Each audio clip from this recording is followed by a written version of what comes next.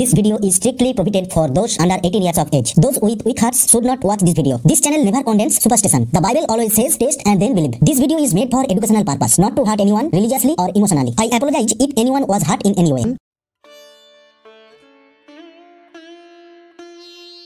সবাইকে জয় যিশু। আশা করি আপনারা প্রত্যেকেই প্রভু যিশুর কৃপায় ভালো আছেন, সুস্থ আছেন এবং স্বাভাবিক আছেন। আমি পিতা পরমেশ্বরের কাছে প্রার্থনা করি আপনারা যেন প্রত্যেকেই সুস্থ, স্বাভাবিক, দীর্ঘ জীবন লাভ করতে পারেন। আজকের নতুন ভিডিওতে আপনাদের প্রত্যেককে স্বাগত। আজকে আমি আপনাদের সাথে আলোচনা করব প্রভু যিশু কি ভগবান না প্রভু যিশু পরমেশ্বর, ভগবান শব্দের অর্থ কী, এই সমস্ত বিষয়ে আজকে বিস্তারিতভাবে আমি আপনাদের সাথে আলোচনা করব। আশা করি আপনারা ভিডিওটা অবশ্যই শেষ পর্যন্ত দেখবেন। ভিডিওটা শেষ পর্যন্ত দেখলে এই সম্পর্কিত সমস্ত রকম তথ্য আপনারা অবশ্যই পাবেন। আমি সৌরভ, আপনারা আছেন A to Z 007 learner SP চ্যানেলের সাথে। আমার প্রিয় বন্ধুরা, আপনারা টাইটেলটা দেখে অনেকেই ভাবছেন যে বিষয়টা খুবই হাস্যকর, কিন্তু বন্ধুরা আমি বলছি আপনাদেরকে এই বিষয়টা হাস্যকর নয়, খুবই গুরুত্বপূর্ণ একটা বিষয়। আমার প্রিয় বন্ধুরা, ভগবান শব্দের অর্থটা যদি আমরা সঠিকভাবে না বুঝি তাহলে প্রভু যিশু কি ভগবান ছিলেন না ছিলেন না সেই সম্পর্কে আমরা বিস্তারিত জানতে পারবো না। ভগবান শব্দটা ভাগ্য শব্দের সাথে জড়িত। ভাগ্যের নিয়তি নির্ধারককেই ভগবান আখ্যা দেওয়া হয়েছিল, অর্থাৎ আমরা আমাদের জীবদ্দশাকালীন যে সমস্ত সৌভাগ্য আমরা পেতে চাই, যে সমস্ত সুখ স্বাচ্ছন্দ্য আমরা পেতে চাই, তার উদ্দেশ্যে যাকে আমরা সন্তুষ্ট করতে চাই, যার কাছ থেকে এই সৌভাগ্য আমরা পেতে চাই, তাকেই আমরা ভগবান আখ্যা দিয়েছিলাম। ভগবান শব্দটা ভাগ্য শব্দ থেকে উৎপত্তি হয়েছে। আমার প্রিয় বন্ধুরা, ভগবান শব্দটা মানুষের সৃষ্টি, আর ভগবান শব্দের সঙ্গে চাওয়া পাওয়াটা জড়িয়ে আছে। ভগবান শব্দটাকে বিশেষভাবে ইঙ্গিত করার জন্য পুংলিঙ্গে দেবতা বলা হয় এবং স্ত্রীলিঙ্গে দেবী বলা হয়। বিশেষ কোনো চাওয়া পাওয়া ইন্ডিকেট করার জন্য বিশেষভাবে ভগবানকে চিহ্নিত করা হয়। যেমন শিক্ষা, দীক্ষা, জ্ঞান এই সমস্ত কিছু পাওয়ার জন্য বিশেষ ভগবানকে ইন্ডিকেট করা হয়। আবার ধনসম্পদ, ঐশ্বর্য পাওয়ার জন্য বিশেষ ভগবানকে ইন্ডিকেট করা হয়। অর্থাৎ এক কথায় বলতে গেলে ভগবান শব্দটা চাওয়া পাওয়ার সঙ্গে জড়িয়ে আছে। কিন্তু ভগবান মানেই কি ঈশ্বর? ভগবান মানে ঈশ্বর নয়, কারণ ভগবানকে মানুষ সৃষ্টি করেছেন আর ঈশ্বর আমাদেরকে সৃষ্টি করেছেন। লোভ লালসা পূরণের জন্য ভগবানের সৃষ্টি, আর আত্মিকভাবে যাতে আমরা নিজেদেরকে চিনতে পারি সেই জন্য ঈশ্বর আমাদেরকে সৃষ্টি করেছেন। Because Lord and god create us, but we create ভগবান। আর শক্তির দিক দিয়ে যদি আমরা বিচার করি তাহলে ভগবানের শক্তি সীমিত, কিন্তু পরমেশ্বরের শক্তি অসীম, অনন্ত। ভগবান শব্দটিকে বিস্তারিতভাবে আপনাদের সামনে আমি আলোচনা করতে পারবো না এই ভিডিওর মধ্যে, কারণ ভিডিওটা অনেক বড় হয়ে যাবে। তবে বেদ থেকে একটা কথা আমি আপনাদের অবশ্যই বলতে পারি। বেদে লেখা রয়েছে একস্য দ্বিতীয় নাস্তি, অর্থাৎ ঈশ্বর এক এবং অভিন্ন। এ তো গেল ভগবানের কথা, কিন্তু আসল প্রশ্নটা হলো প্রভু যিশু কি ঈশ্বর না প্রফিট, না তিনি ঈশ্বরের পুত্র? এই বিষয়ের ওপরেই আজকের সম্পূর্ণ আলোচনাটি হবে। আমার প্রিয় বন্ধুরা, অনেকেই বাইবেল থেকে বোঝাতে চায় প্রভু যীশু খ্রিস্ট একজন প্রফেট ছিলেন। তারা বলেন there was not a single word and not a single statement in a complete Bible, and they ask Jesus Christ himself says that I am God and worship for me. আমার প্রিয় বন্ধুরা, অনেকেই Bible থেকে এই কথাটা তুলে ধরেন যে প্রভু যিশু কি বাইবেলে একবারও বলেছেন যে আমি ঈশ্বর, তোমরা আমার আরাধনা করো?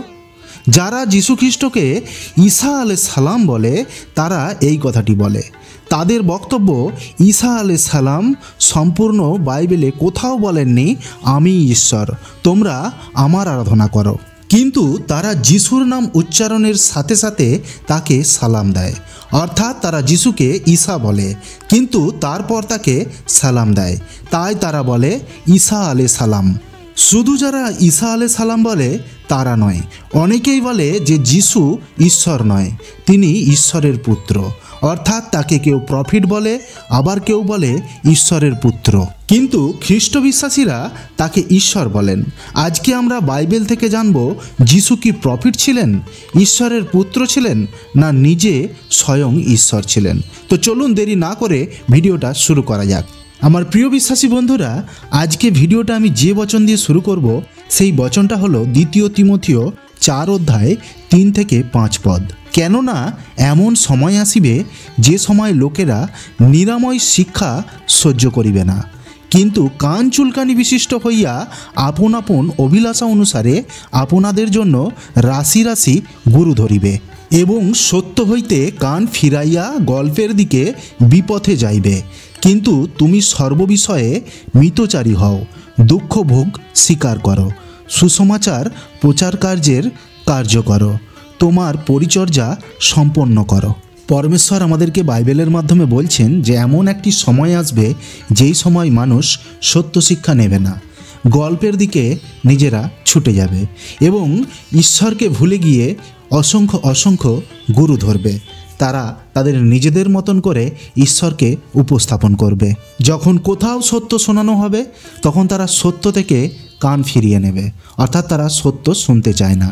কিন্তু যারা সত্য ঈশ্বরের পথে রয়েছেন, প্রভু তাদের উদ্দেশ্যে বলছেন, তুমি সর্ববিষয়ে মিতচারী হও, দুঃখ ভোগ স্বীকার করো, সুসমাচার প্রচারে কার্য করো, তোমার পরিচর্যা সম্পন্ন করো।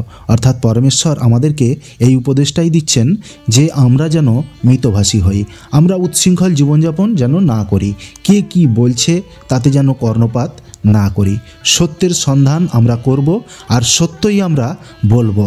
এটাই হলো আমাদের আসল কার্য, আর সেই কার্যই আমাদেরকে সম্পন্ন করতে বলেছেন ঈশ্বর। আপনারা বলবেন এই বাক্যটা আমি কেন শুরু করলাম? এই বাক্যটা দিয়ে শুরু করার একটাই কারণ যে সত্য আমাদেরকে জানতে হবে আর ভুল পথ থেকে ফিরে আসতে হবে। এরপর আমি আপনাদের সামনে বাইবেল থেকে যে বচনগুলি তুলে ধরব, প্রভু যিশুই যে ঈশ্বর তার সপক্ষে প্রমাণ। যারা প্রভু যিশুকে ঈশ্বর বলে মানেন না, তারা বাইবেল থেকে একটি সুস্পষ্ট শব্দ চায় যেখানে বলা হয়েছে যে আমি ঈশ্বর, তোমরা আমার আরাধনা করো। যদি এই রকম কোনো শব্দ না থাকে তাহলে তারা বলছেন যে প্রভু যিশু ঈশ্বর ছিলেন না। এই ভিডিওটি সম্পূর্ণরূপে আপনারা দেখার পর আপনারা স্পষ্টভাবে বুঝতে পারবেন যে প্রভু যিশু নিজেকে ঈশ্বর বলে প্রকাশ করেছেন না করেননি। তাই ভিডিওটি সম্পূর্ণরূপে দেখুন। আচ্ছা, যারা বলছেন প্রভু যিশু বাইবেলে কোথাও বলেনি আমি ঈশ্বর এবং তোমরা আমার আরাধনা করো, তাদের কাছে আমি একটি প্রশ্ন করতে চাই, প্রভু যিশু বাইবেলে কোথায় বলেছেন যে আমি ঈশ্বর নই, তোমরা আমার আরাধনা করো না? এই প্রশ্নটার উত্তর আপনাদের কাছে আছে? আমি জানি এই প্রশ্নের উত্তর আপনাদের কাছে নেই। আচ্ছা ঠিক আছে, আরও একটা সহজ প্রশ্ন আমি আপনাদেরকে করছি। আচ্ছা, তোমরা তো বিশ্বাস করো যীশুখ্রিস্ট কুমারী মরিয়মের পেটে জন্মগ্রহণ করেছেন। যিশু মসিহা, যিশু ঈশ্বরের শব্দ, যিশু ঈশ্বরের কাছ থেকে আসা আত্মা। কারণ কোরআন তোমাদেরকে এই কথাটি বলে, চ্যাপ্টার 345, চ্যাপ্টার 4:171। যদিও কোরআনের বিতর্কে আমি যেতে চাই না, তবুও তর্কের খাতিরে আমি আপনাদের কাছে জানতে চাইছি, আপনারা বলুন কোরআনে কোথায় প্রভু যীশুখ্রিস্ট এই কথাগুলি বলেছেন? তাহলে কেন আপনারা এই কথাগুলোই বিশ্বাস করেন? যিশু তো কখনোই নিজের মুখে এই কথাগুলি বলেননি। দেখছেন, আপনাদের কাছে এই প্রশ্নের কোনো উত্তর নেই। তাই আমি আপনাদের উদ্দেশ্যে বলতে চাই, কারো বিশ্বাসে আঙুল ওঠানোর আগে নিজের বিশ্বাসকে প্রুভ করা অতি আবশ্যক। আসুন এবার দেখা যাক যিশু কোথায় বলেছেন তিনি ঈশ্বর। যারা এই কথাগুলো বলছে তারা বিশ্বাস করে না যে প্রভু যিশু ঈশ্বরের পুত্র ছিলেন, কারণ প্রভু যিশু নিজে বলেছেন আমি ঈশ্বরের পুত্র এবং আমি তোমাদের উদ্দেশ্যে হত হওয়ার জন্য পৃথিবীতে এসেছি। এত বড় কথা প্রভু যিশু নিজে মুখে স্বীকার করেছেন, তাও তারা বিশ্বাস করে না। অথচ তারা বলে প্রভু যিশু ঈশ্বরের কাছ থেকে এসেছিলেন। আমি এই ভিডিওটা সেই ভাই ও বোনেদের উদ্দেশ্যে বানাচ্ছি যারা সত্য ঈশ্বরের সন্ধানে রয়েছেন। আসুন এই ভিডিওটি শুরু করা যাক পুরনো নিয়মের 2টি ভবিষ্যৎবাণী দিয়ে, যেটা যিশুর জন্য করা হয়েছিল। সেই কারণেই প্রভু স্বয়ং তোমাদের এক চিহ্ন দেবেন। কে দেবেন? ঈশ্বর নিজে দেবেন। এক কুমারী কন্যা গর্ভবতী হবে, ও এক পুত্র সন্তানের জন্ম দিবে, তার নাম ইম্যানুয়েল রাখবে। যিশাইও 7:1। অর্থাৎ কুমারী মায়ের গর্ভে এক সন্তান জন্ম নেবেন, তার নাম কি হবে? তার নাম হবে ইম্যানুয়েল। এর মানে কি? ইম্যানুয়েল কথার অর্থ হলো আমাদের সাথে ঈশ্বর। আর এই ভবিষ্যৎবাণী পূর্ণ হয় মথি তার 1 অধ্যায়ে। কুমারী মরিয়মের মাধ্যমে প্রভু যীশু খ্রিস্ট এই পৃথিবীতে আসেন। তার নাম ছিল ইম্যানুয়েল, অর্থাৎ আমাদের সহিত ঈশ্বর। দ্বিতীয় পর্দা দেখুন। কারণ আমাদের জন্য এক শিশুর জন্ম হয়েছে, আমাদের কাছে এক পুত্র সন্তান দেওয়া হয়েছে, রাজ্যের শাসনভার তারই কাঁধে দেওয়া হবে। আর তাকে বলা হবে আশ্চর্য পরামর্শদাতা, পরাক্রম ঈশ্বর, চিরন্তন পিতা, শান্তিরাজ। যিশাইও 9:6। যিশুর নাম কি হবে? পরাক্রমী ঈশ্বর। এই কথা কে বলছেন? যীশু খ্রিস্টের জন্মের প্রায় 700 বছর পূর্বে যিশাইও ভাববাদী এই কথা বলছেন। এবারে আমরা যিশুর বিষয়ে দেখব। যোহন 5:23 বলছে তার পুত্রকে দিয়াছেন, যেন সকলে যেমন পিতাকে সমাদর করে তেমনি পুত্রকে সমাদর করে। পুত্রকে যে সমাদর করে না সে পিতাকেও সমাদর করে না, যিনি তাহাকে পাঠাইয়াছেন। অর্থাৎ যিশু এখানে বলছেন তোমরা যেমন পিতাকে সম্মান করো, তার পুত্র অর্থাৎ আমাকেও তেমন সম্মান করো। অর্থাৎ পিতাকে তোমরা যেইভাবে আরাধনা করো ঠিক তেমনভাবেই আমারও আরাধনা করো। কেন কেন আমরা প্রভু যিশুর আরাধনা করব? কেন তার আমরা স্তব করব? কারণ তার আগের পদে বলছে তোমরা আশ্চর্য মনে করো, কেননা পিতা যেমন মৃতদিগকে ওঠান ও জীবনদান করেন, তদ্রূপ পুত্রও যাহাদিগকে ইচ্ছা জীবনদান করেন। কারণ পিতা কাহারও বিচার করেন না, কিন্তু সমস্ত বিচার তার পুত্রকে দিয়াছেন। এটা আবার কেমন কথা হলো? আমাদের সমস্ত বিচার তো ঈশ্বর করবেন, তাহলে সমস্ত বিচারের দায়িত্ব ঈশ্বর কেন তার পুত্রকে দিলেন? যিশু কেন বলছেন আমি সমস্ত মানুষের বিচার করব? যিশু যদি সাধারণ ঈশ্বরের পুত্র হতেন এবং যিশু যদি নবী হতেন, তাহলে যিশু এই কথাটা কেন বলতেন? মোহাম্মদ কি এই কথাটা বলতে পেরেছিল তোমরা পিতাকে যেমন সম্মান করো তেমন সমাদর আমাকে করো? সে বলতে পারেনি এই কারণেই কারণ তার এই বিষয়ে কোনো অধিকার ছিল না, কিন্তু সেই অধিকার পরমেশ্বর যিশুকে দিয়েছিলেন। বাইবেল পরিষ্কারভাবে আমাদের সামনে তুলে ধরছে প্রভু যিশু একাধারে ঈশ্বর এবং তিনি আমাদের বিচারকর্তা। প্রভু যিশু এখানেই থামেননি, তিনি আরও বলেছেন আর তিনি তাহাকে বিচার করিবার অধিকার দিয়াছেন। কেন? তিনি মনুষ্য পুত্র, ইহাতে আশ্চর্য মনে করিও না। কেননা এমন সময় আসিতেছে যখন কবরস্থ সকল তাহার রব শুনিবে, এবং যাহারা সৎ কার্য করিতেছে তাহারা জীবনের পুনরুত্থানের জন্য, ও যাহারা অসৎ কার্য করিতেছে তাহারা বিচারের পুনরুত্থানের জন্য বাহির হইয়া আসিবে। যোহন 5:27-29 প্রভু যিশু এখানে বলছেন শেষ দিনে তিনি সকলের বিচার করবেন এবং তার শব্দ শুনে মৃতেরাও পুনরুত্থিত হবে। কার শব্দ শুনে মৃতদের পুনরুত্থিত হওয়া উচিত? তার কাছে জীবন এবং মৃত্যুর অধিকার রয়েছে, ঈশ্বরের, তাই না? কিন্তু প্রভু যিশু এখানে বলছেন তার শব্দ শুনে মৃতরা পুনরুত্থিত হবেন। কোনো নবীর বা কোনো মনুষ্য সন্তানের কি সেই অধিকার রয়েছে? যীশু খ্রিস্ট যদি সাধারণ নবী হয়ে থাকে বা সাধারণ মানুষ হয়ে থাকে, তাহলে তিনি কেমন করে এই সমস্ত কাজগুলোর অধিকার পেয়েছিলেন? তাহলে যিশু কে? তিনি কি সাধারণ মানুষ না সর্বশক্তিমান ঈশ্বর? এতে কোনো সন্দেহ নেই যে প্রভু যিশু সমস্ত জাতির ঈশ্বর, সমস্ত ধর্মের ঈশ্বর। তিনি প্রত্যেকটি মানুষের বিচার করবেন শেষ দিনে, তিনি নবীদেরও বিচার করবেন। আমরা যদি সেই সময়টায় পৌঁছে যাই যেই সময় প্রভু যিশুকে ক্রুশবিদ্ধ করার পূর্বে মহাযাজকের সামনে নিয়ে যাওয়া হয়েছিল, তখন মহাযাজক প্রভু যিশুকে কি জিজ্ঞেস করেছিলেন এবং প্রভু যিশু তার উত্তরে কি কথা বলেছিলেন? মহাযাজক তাহাকে জিজ্ঞাসা করিলেন, তুমি কি সেই খ্রিস্ট, পরম ধন্যের পুত্র? যিশু কহিলেন, আমিই সেই। আর তোমরা মনুষ্যপুত্রকে পরাক্রমের দক্ষিণ পার্শ্বে বসিয়া থাকিতে ও আকাশের মেঘ সহ আসিতে দেখিবে। তখন মহাযাজক আপন বস্ত্র ছিঁড়িয়া কহিলেন, আর সাক্ষ্যতে আমাদের কি প্রয়োজন? তোমরা তো ঈশ্বর নিন্দা শুনিলে। মার্ক 14:61-63 পদ। প্রভু যীশু এখানে বলছেন তিনি পরমধন্য ঈশ্বরের পুত্র এবং তিনি পিতা ঈশ্বরের ডান পার্শ্বে বসে থাকবেন এবং সমস্ত মানুষ তা দেখবে। যীশু এমন কি বলেছিলেন যে মহাযাজকরা তাদের কাপড়কে ছিঁড়ে ফেলেছিলেন এবং বলেন যে এটা ঈশ্বর নিন্দা? কারণ প্রভু যীশু এখানে ইঙ্গিতে বলেছিলেন যে তিনি ঈশ্বর, আর তারা এটাও জানতো মনুষ্যপুত্র টাইটেলের মানেটা কি। পুরনো নিয়ম দেখলে আমরা দেখতে পাই দানিয়েল এক দর্শন দেখেছিলেন। কীরকম দর্শন দেখেছিলেন?